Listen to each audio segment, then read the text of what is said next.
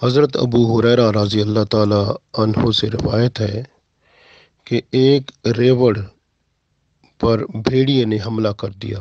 یہ بکریوں کا ریوڑ تھا اور جو چرانے والا تھا وہ یہودی تھا۔ اب بھیڑیے نے ایک بکری کو دبوچ لیا۔ چرواہے نے دوڑ کر بھیڑیے سے بکری آزاد کرا لی۔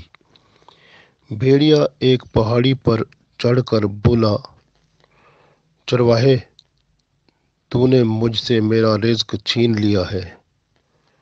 چرواہے نے بھیڑیے کو کلام کرتے دیکھا تو حیرت سے کہنے لگا، خدا کی قسم، کتنے تعجب کی بات ہے، میں نے آج تک بھیڑیے کو انسان کی طرح بات کرتے ہوئے نہیں سنا۔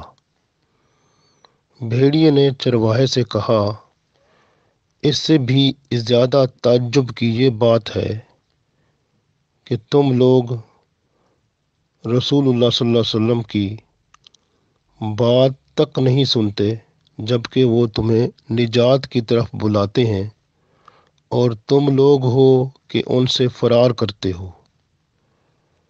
اس بھیڑیے کی یہ بات سننی تھی۔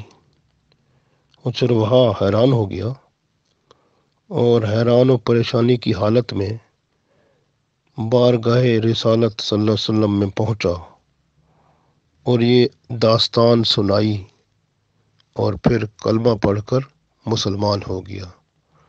سبحان اللہ۔